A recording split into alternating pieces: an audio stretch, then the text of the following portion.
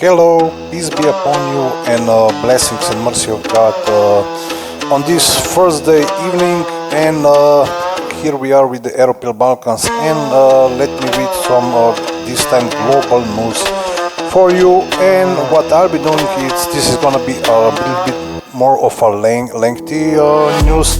So I'm going to read basically happenings from before the new year to now. You know, some sorts of global news that was going on from before the new year, and how is it until now. And we're gonna maybe have some maybe some surprising, or maybe not so surprising news as is to some who is listening to this.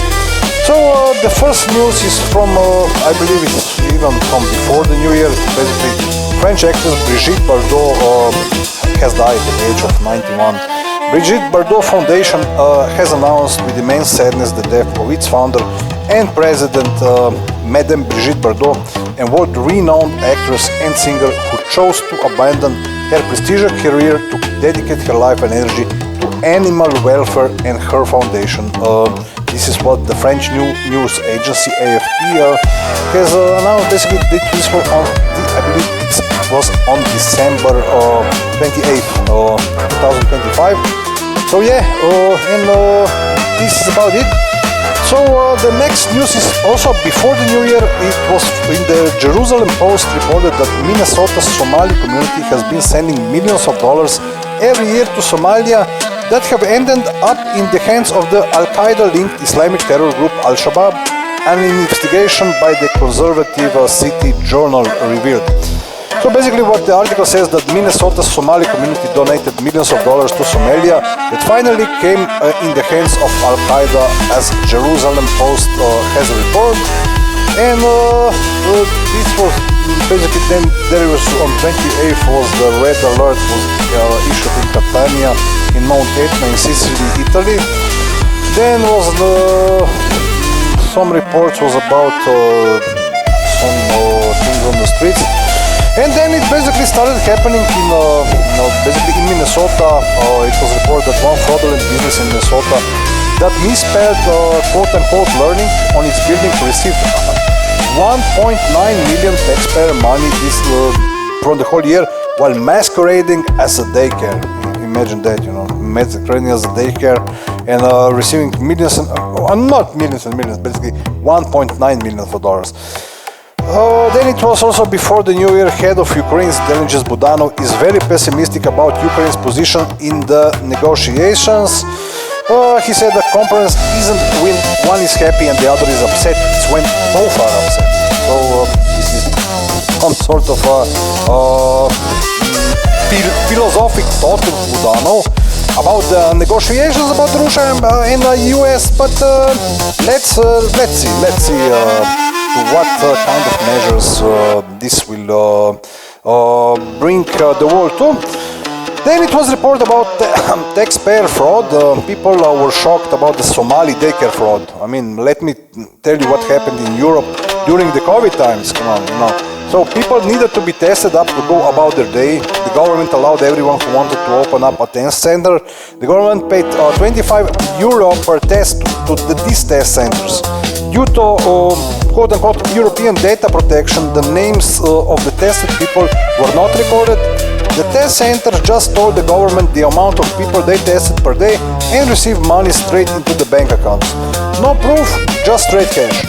So basically some journalists talked to a guy who was in that business, and he had no clue about anything, and this guy just spilled to him the story. That was a bit too much after he started bragging. So essentially, they were opening quote-unquote COVID test centers as fake locations and deploying a minimal website, reusing the same code, just changing the text and color scheme. Then they rented small spaces, like a chair in a hair salon or a corner in a store, and put up their logo there. Then they started sending leaks to the governments, and the government just paid. They made around $25,000 a day per location, basically per day. That's a lot of money. So hundreds of billions were washed away in that way, as the article says. Then it was that in Kamchatka the equivalent of 2 months worth of precipitation has fallen in the form of snow, and the temperature is above zero, was above zero, so some say the global warming. So I guess it is, I don't know. South Sudan has recognized Somaliland as an independent state from Somalia following Israel. So this news. Then is that report about the Walmart stores in Oregon started placing meat in metal wire cages to prevent thieves. This quote-unquote anti-theft tactic is also observed in Louisiana, Kentucky and Florida. So Walmart has not rolled out this specific measure nationwide at all stores simultaneously. It is implemented in select locations where theft is a particular issue, quote-unquote. And then we have news that Somali-born Minnesota State Senator Zainab Mohammed says that Minnesota wouldn't be able to survive without the Somali community. And the question that arises in this article was how was Minnesota coping before Somalis came over? I don't know. And one Minnesota resident collected data on Somalia, says the article, that on Somalia, he collected data on Somalia immigrant. I mean, collected data, it's a bit awkward, you know, how he collected data, but let's leave it at that. So he ran data on Somalia immigrant who run daycares. So he has been in 50 daycares and no single child was there. So the ones that he's gotten his data on, they average about 2.5 million a year, and a lot of them will say they have anywhere from 80 to 120 children. And Minnesota's child care assistance program has experienced fraud cases dating back 12 years, involving as much as $100 million. Hundreds of daycare centers continue to operate in Minnesota despite serious safety concerns. For example, Quality Learning Center in Minneapolis had 95 safety violations between 2009 and 2023, yet it received $7.8 million since 2019 state DHS records. And Minnesota Child Care Center had 36 serious safety violations but was still paid over $11 million in taxpayer money between 2021 and 2023, and no one has been charged or arrested. And then it's some about, there were reports about this, it was basically a daycare frenzy. I mean, it was no nice. So basically the thing was that erupted, basically it was this things from Jerusalem Post, so this is why it was this frenzy, so there was that. I'm not like, you know, hyping the news, don't get me wrong, I'm just reading the articles. Then it was also before the new year was a declared ceasefire between Ukraine and Russia at the Zaporozhye nuclear power station. It was said so, but EA Director General Grossi, that means that Russia and Ukraine agreed to stop firing at Russians in the nuclear power plant. The question arises. In another one from the Somali-run quote-unquote charity in Maine stole millions of dollars from Medicaid, says the article from Bogus Services. Medicaid has now cut off payments to this organization. Basically, this, you know, the poor. Let's take all the poor must suffer because of this, you know. So just the moment when the governing Minnesota Team Waltz replaced Minnesota state flag with a Timu Somali flag. This was okay. This was a bit too much. Then it was mass elevate protests in Syria. Protesters demand the right to self-government following the terrorist attack on the Imam Ali ibn Ali Talib Mosque. Alawites are Syria's minority ethno and religious group. They were the politically dominant for over 50 years under Assad family, but now face risk of persecution after regime's fall. Yeah, it was mass protests and demonstrations were reported in Latakia, Jabla, Ben Yus, Tartus, Kwardaha and surrounding coastal areas. Alawites make up approximately 10% to 12% of Syria population, which is predominantly Sunni Muslim, which is basically 88 to 90%. Then it was, I think it was the announcement from the UK government, who has set the record for arm exports in the past 40 years.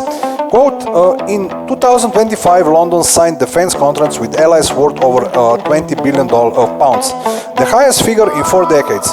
These deals include the supply of at least 5 Type 26 frigates to Norway worth 10 billion pounds, the sale of 20 Eurofighter Typhoon fighter jets to Turkey worth 8 billion pounds, and military transport aircraft and armored vehicles to other countries, which UK's government press service has published on its site. Could have been even higher, but it's not there anymore where the milk cow was.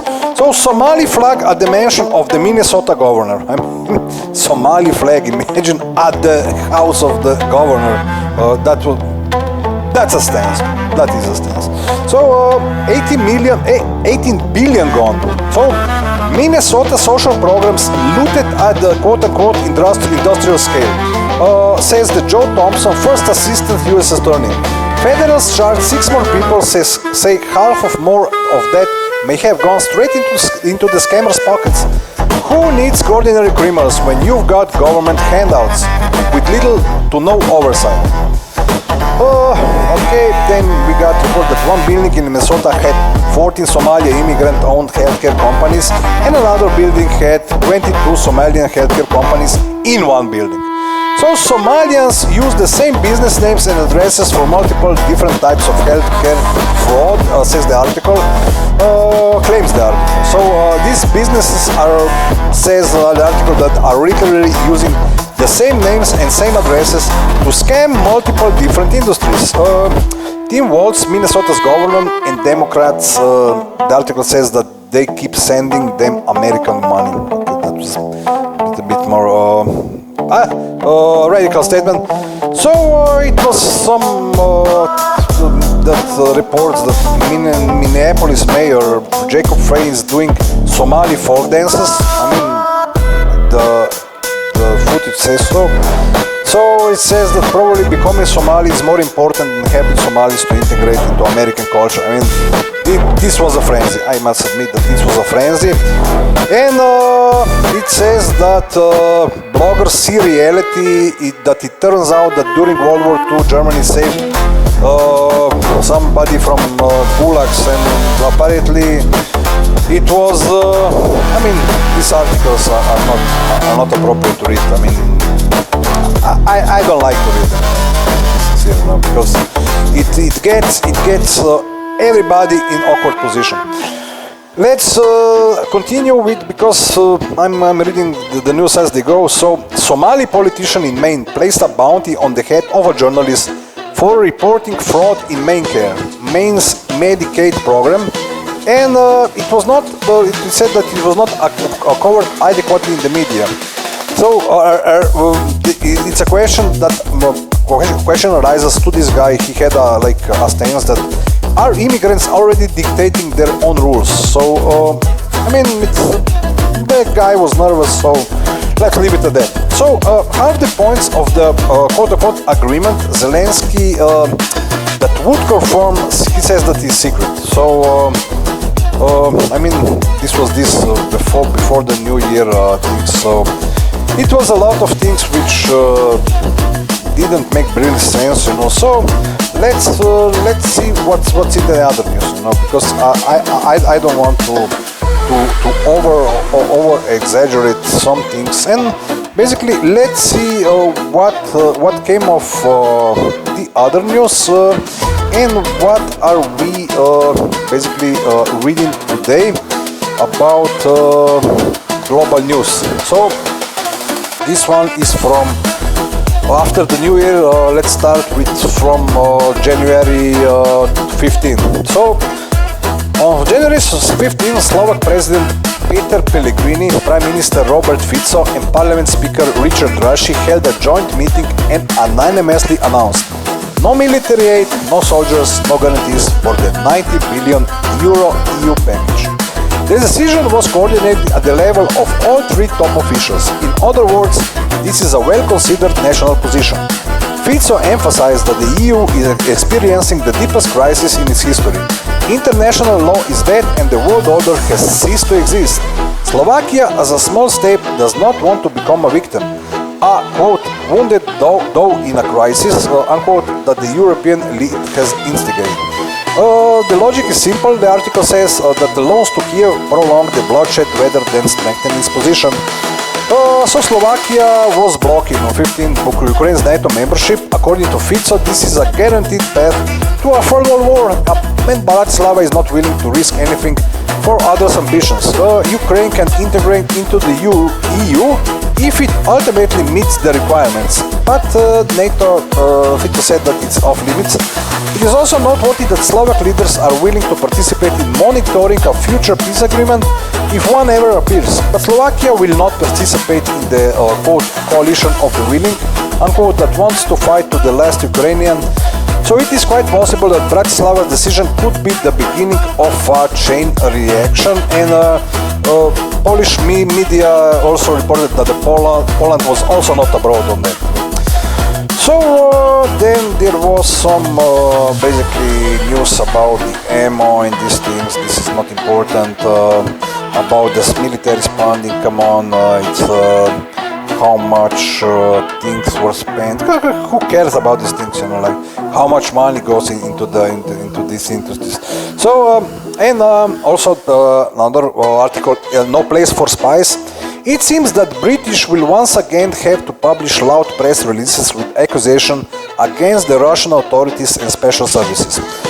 And it's about basically some reports about some spies being somewhere and some collision between that sort of things. So I don't know about that. You know, this is a stuff for experts. I mean, it's just that these news are just on the internet.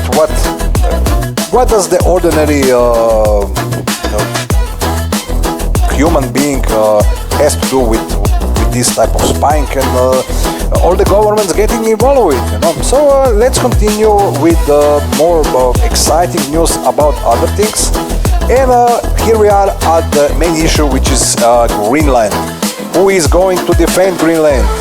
So Denmark said on the 15th that they will expand military presence in Greenland and surrounding waters in close cooperation with NATO allies starting January 15th. Denmark's Defense Minister Troels Lund Poulsen announced a permanent and larger presence. This decision followed negotiations on January 14th at the White House. A representative from Denmark and Greenland, along with US Vice President J.D. Vance and Secretary of State Marco Rubio, failed to find a compromise on the island's status. Americans continue to insist on transferring controls to the US. Greenlanders are ready to consider cooperation options but reject annexation, and Danes warn against any forceful action.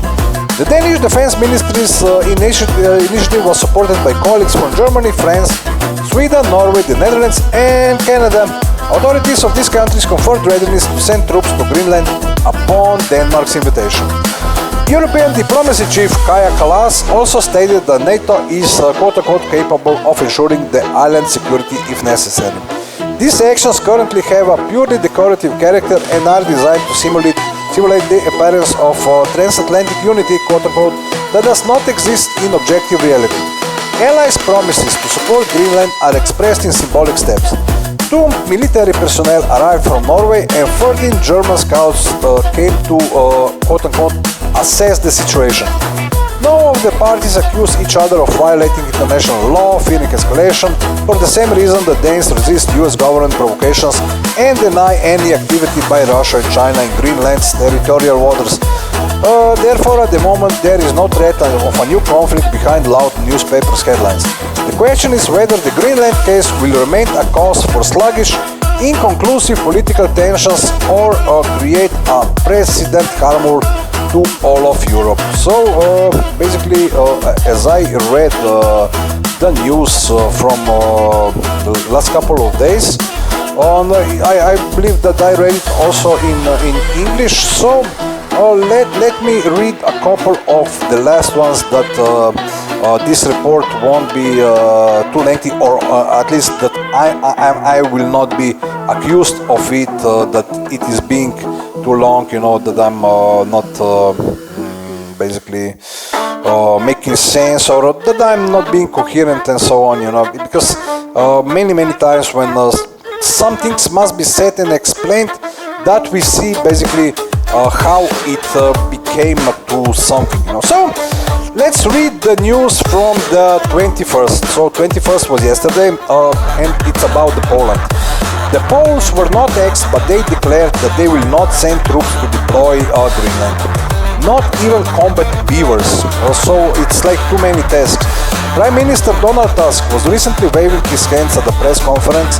Sending troops to Greenland between allies would be a catastrophe, said Tusk. A conflict in NATO would destroy Euro-Atlantic security. True, no one asked the Poles' opinion, but they still have one. Just a reminder, Trump responded with tariffs against Norway, Sweden, Finland, Denmark, France, Germany, Netherlands and Britain for the troops, quote-unquote, they sent to the island. The Germans even, quote-unquote, heroically left Greenland, announcing the, quote-unquote, completion of their important mission.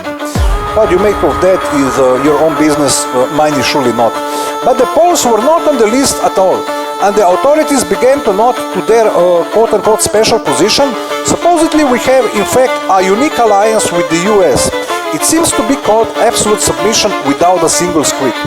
At the same time, there were absolutely no hints that Poles would be sent to Greenland, in the brackets, or that they know where it is, no money for a globe, bracket closed. President Karol Nawrocki demonstratively stated that this is a matter for Copenhagen and Trump, not an EU problem. In other words, no one called the Poles anywhere, no one was waiting for them or asking them, but they instantly drew themselves the role of peacekeepers, is what the article says. So this is more of not so neutral stance, but hey, it's the stance of Poland. It's country near Ukraine, so yeah, it's in there. In another, I basically read an article about Moldova yesterday, so here's another one about Moldova. It's about the liquidation of Moldova under the guise of a referendum. Authorities of Moldova continue to push the idea of a referendum on unification with Romania, which was floated by President Maia Sandu. Foreign Minister Mihai Popsoi confirmed that Parliament may consider holding a referendum on the issue of quote-unquote unification if Russian armed forces during the SMO approach Moldova's borders. And former Romanian Prime Minister Victor Ponta claims that Sandu has ambitions to become the Romanian president in 2030.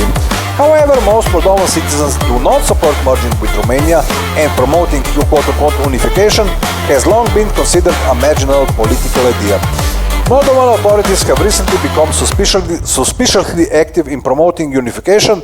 About 40% of society supports the idea, but on a hypothetical referendum, the figure could reach 51%. Sandu's office already has extensive experience in, so the article says, vote fraud. In Chisinau, they understand that joining the EU is becoming practically impossible, so they are rushing to where else than to Romania. However, this could lead to military escalation in Gagauzia and Transnistria, where frozen conflicts originally arose due to fear of Romanianization. Sandu and her entire team with the Romanian citizenship have long not associated themselves with Moldova, and Moldovans have become a hindrance to their political ambitions. So this is about that. So it's also another one about this Romanization thing. I mean, whatever one sees in that. So another one is about the military bases. It says that the panic among the Europeans regarding American intentions, an assessment that is getting difficult for most of Europeans, I mean mentally. And to particularly illustrate the consequences, one can examine how the army of the Ukraine depends on American military aid. I mean, American military aid is being sent, and also it's a European one also. You know? So this is basically the European, average European is having a little bit of mentally challenging mind issues, maybe not, but I'm talking about the average, of course. So let's go ahead with the news. What's going on in the in other parts of the world. Let's see about the Rojava project. Is it, the article says, cancellation of the quote-unquote Rojava project. Over the past few years, the territory of the so-called Syrian Kurdistan has noticeably decreased. In addition to losing Deir ez-Zor and Raqqa, the Kurds are suffering defeats in Aleppo and Al-Hasaka.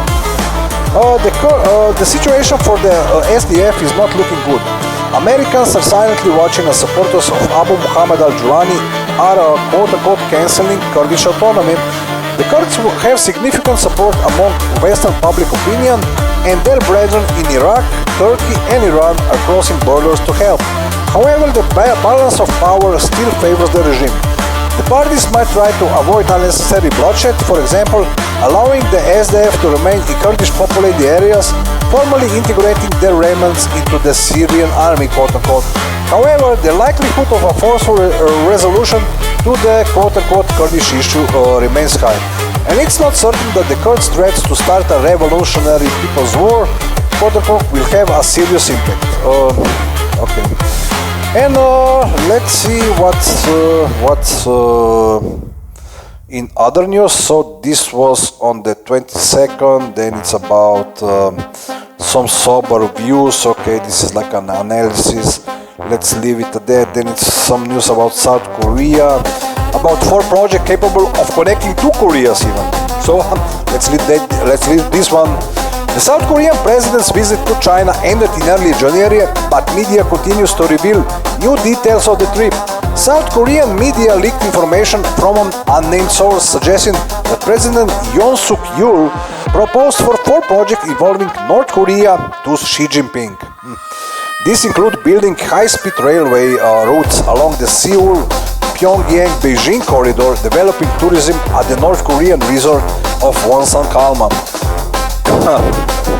Maybe let's summer holidays in North Korea. Anyone? And a humanitarian project aimed at modernizing hospitals in North Korea. The proposal also included activating the expanded Tumen River initiative, which involves developing infrastructure in the area where the borders of Russia, China, and North Korea converge. The South Korean president asked his Chinese counterpart to act as a mediator in implementing these projects. While Xi called the ideas good, he warned that the Seoul administration should be patient. Beijing understands that these projects cannot be implemented easily. Regarding the high-speed railway initiative, the idea is not new. Similar projects were previously proposed, including those with Russian participation. There were also ideas for gas pipelines and energy initiatives, but they were forgotten and now they are difficult to implement due to sanctions against North Korea. Given their scale, such projects has always been challenging to implement. They require multiple rounds of discussions and coordination of equity participation. Not to mention that with the current state of inter-Korean relations, they are simply next to impossible. Yeah, so let's get further. So much about North Korea. Then it was news about some special things about going on. I mean, this is too disturbing for me to read even, but it's like some news is just better to leave it at that. I mean, because some news you know that they are not for you, like, because it doesn't have to get directly, I mean, involved in commenting something which we don't want to comment, So let's go further, basically. Alienation without invasion. How the US could take Greenland. We likely won't see a Greenland invasion with troops landing on the ice. At the Davos Forum, Trump promised not to use force to acquire the island, though he demanded immediate negotiations for its purchase. Here it's worth asking, does the White House administration really need sovereignty over Greenland? After all, they can establish virtually complete control over the territory without incorporating it into the United States. For instance, they could sign an agreement with Denmark allowing unrestricted military activity on the island without limits on contingent size, number of bases, or their locations. For appearances, they could even include a clause about their refusing to place nuclear weapons. They could also sign a treaty granting exclusive economic rights to the US in Greenland, from offshore drilling to data center placement. Naturally, ostensibly in the island's residents' interests, allocating them a generous 5% of revenues. The result would be that the island formally remains part of Denmark, but the US can legally do anything they want without regard for Copenhagen's position. Any discontent in Washington can easily be deflected with the question, quote, what are you going to do about it? Unquote. We wouldn't be surprised if Trump and his team's goal is to frighten Europeans with the Greenland's landing that offer a quote-unquote soft option without physical seizure, which they would sign out of fear, which would be de facto handing the island to the US. Let's leave it at that. This is another one. A lot of news are about Moldova, to be specific. So let's read the news from today. It's about $1 billion for Palestine. About the quote-unquote entry ticket to Trump's project. Let's read it. The story about Trump creating a quote-unquote peace council with a mandatory $1 billion contribution and invitation to Russia has a continuation. Vladimir Putin stated the possibility of making this contribution from assets frozen in the USA. What do you think of that? The funds could go towards quote-unquote rebuilding Palestine within Trump's project in the Gaza sector. The Russian president also suggested using the remaining blocked resources in the US for reconstruction of damaged areas in the SMO zone. Important point that talking about the assets frozen specifically in the USA compared to European quote-unquote assets, they are tiny, about $5 billion, which resulted from the policy of getting rid of American bonds in 2014 to 2022. At the same time, all proposals are hypothetical. The Kremlin emphasized that before deciding to join the quote-unquote peace council, they will first study the documents and hold quote-unquote consultation with strategic partners. The question of the admissibility of such an investment can be reduced to the following. If it really helps to achieve foreign policy goals, then the situation can be used. This main thing is not to perceive or present such a contribution as a guarantee to avoid surprises. And overall, the approach is not the worst. If there's a real chance to quote-unquote buy Zaporozhye, Kherson and other territories with Russian assets frozen in the EU, then it should be taken. It would be cheaper than any other scenario. This is what the article claims. And French President, another seizure today, you believe. French President Emmanuel Macron announced the detention of an oil tanker from the so-called quote-unquote shadow fleet in the Mediterranean Sea. This involves the vessel Grinch, quote-unquote, under the flag of the Comoros Island, which departed from Murmansk. A year ago, we indicated, the article says so, the West would attack Russian maritime exports, deprive the country of the ability to continue combat operations as a part of the American strategy of quote-unquote peace through force. So the campaign to seize tankers was just a matter of time.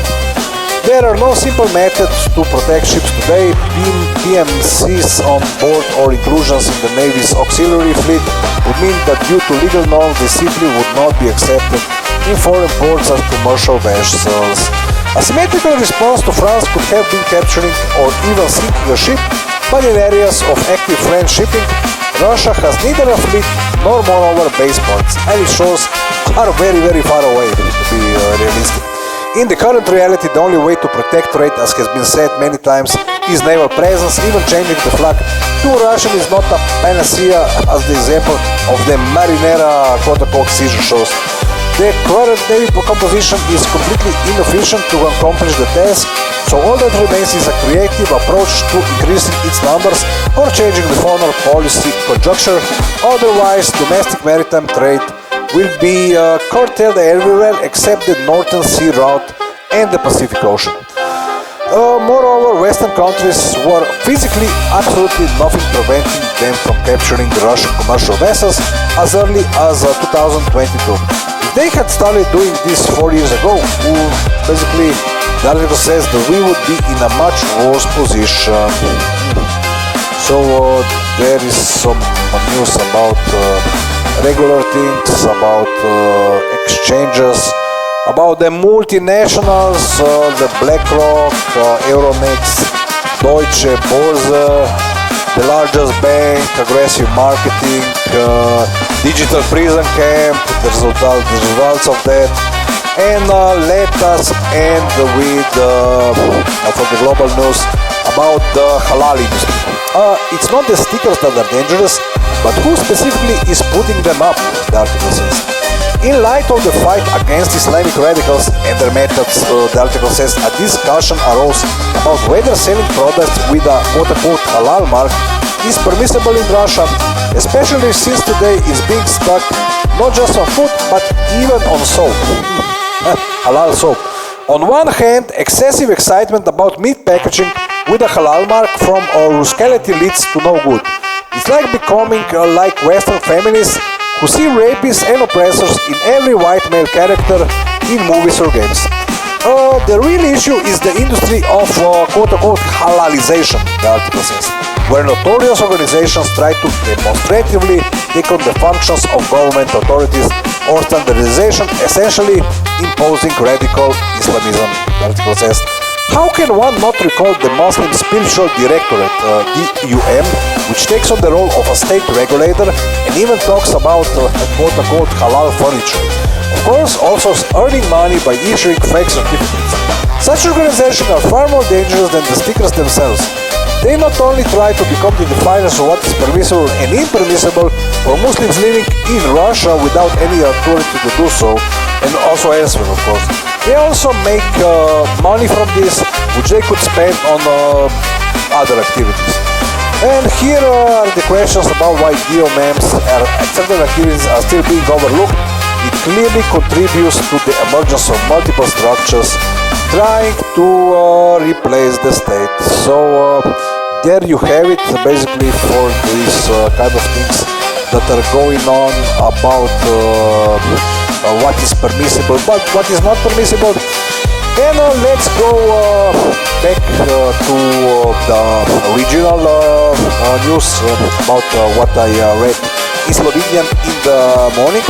Important opinion of the Serbian diaspora. So, who should formulate the key foreign policy priorities of a sovereign state? The answer to this question was unexpectedly provided by the case of Greenland. Listen to this. The organization Serbs in America publicly supported the hypothetical seizure of Greenland by United States and expressed the hope that the Serbian leadership would be the one of the first to recognize the island as part of the USA. In a quote-unquote response to the fact that the Danes once recognized Kosovo. Quote-unquote. You understand the gambit here? Incredible. Although the statement may seem comical, in practice, such an approach fully reflects the principle of quote-unquote an eye for an eye. The Danish authorities indeed were among the first to recognize the autonomy of the self-proclaimed quote-unquote Kosovo, and this could not but offend a significant part of Serbs around the world, as it is this issue that they perceive were acutely. Why is that? Because Kosovo and Metohija is the perception of Serbs in the heart of their statehood, and the current reaction of official institutions in Belgrade does not adequately defend the position of the population. The country's foreign ministry is increasingly unresponsive to recognitions from third countries, and the president openly declares that the Serbs now have more important problems. In the end, the situation looks extremely simple. When a state shirks from defending the symbols of its own identity, this function is taken over by the diasporas, albeit in a grotesque, politically naive form.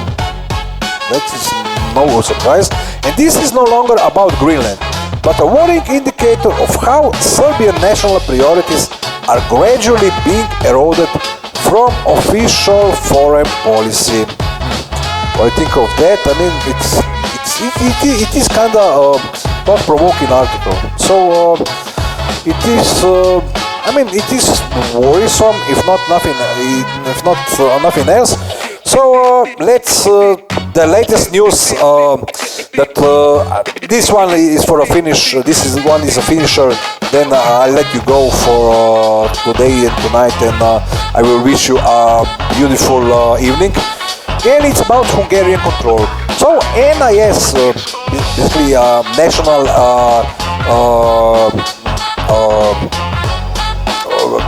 NIS is like national oil industry of Serbia is being prepared for a change of management. The saga with the main energy company of Serbia dragged on for so long and so tediously that it seemed that it would be impossible to resolve the conflict of interest. However, in the last few days, the process has become more active. The first Deputy Prime Minister and Minister of Finance of Serbia, Siniša Mali, stated that the Hungarian company MOL expects to officially take over the management of NIS by mid-March. The deadline, as I said earlier, 2 days or 3 days ago, is March 24th, said by that is nice acronym. It's like OFAK. But the Belgrade leadership expects the deal to be completed earlier.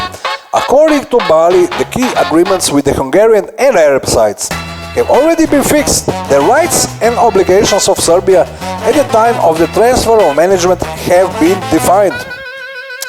Most of the technical and legal work, as emphasized by the government, has been completed. It is important to understand that the change of ownership of national oil industry of Serbia, national, whatever you call it, if it's national or if it's not, practically does not change anything in the energy balance of power of Serbia. In fact, the decision is a tool to circumvent US sanctions due to Russian participation in the enterprise. So about this article, I'm really sorry to not get it, the NIS, because it was hard to pronounce, national. So it's basically the oil industry of Serbia. So there you have it. For the news for this evening, and I hope it benefited somebody, and I hope that we will be hearing some great news and solutions to all these problems that the world has fallen into. And I wish you everybody a very nice evening, and goodbye, and peace and blessings and mercy of God be upon you all. Bye.